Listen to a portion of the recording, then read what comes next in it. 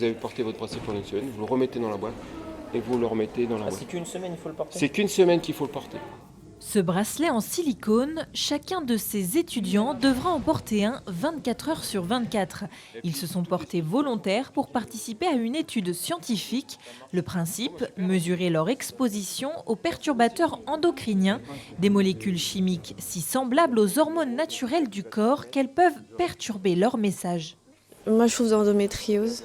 Donc du coup, quand j'ai vu perturbateur endocrinien, je me suis dit, c'est l'occasion de savoir aussi dans mon environnement qu'est-ce qui se passe, il y a quoi, et peut faire avancer la recherche.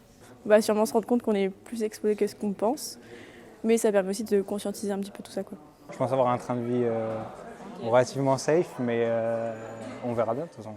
C'est assez difficile à dire, c'est des problèmes qui sont d'autant plus importants qu'ils sont invisibles.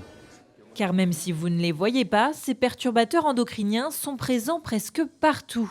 Produits ménagers, cosmétiques, protection hygiénique, ustensiles de cuisine, alimentation ou encore certains médicaments, ils sont dans l'atmosphère et nous contaminent en permanence. C'est un bracelet en silicone, tout simple.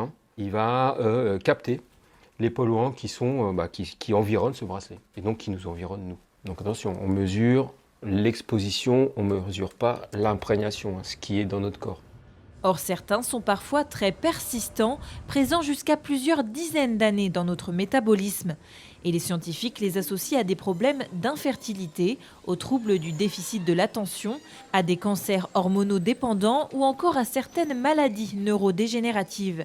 Les fœtus en développement seraient particulièrement sensibles à leurs effets, d'où l'intérêt pour cette étude de cibler un public jeune, dont une partie aura des enfants dans les années à venir.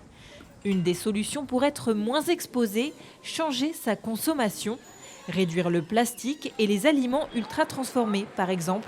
Pour constater cela, ces étudiants devront à nouveau porter un bracelet dans un an.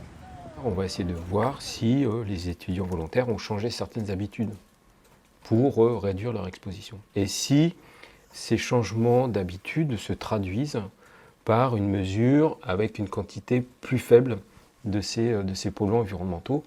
Et le fait de comparer avant-après, et puis aussi le fait d'avoir un questionnaire en deuxième mesure, ça va nous permettre d'estimer, est-ce que sensibiliser, est-ce que ça sert à quelque chose.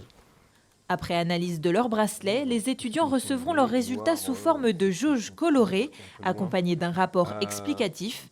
Les chercheurs espèrent réussir à recruter entre 300 et 400 volontaires.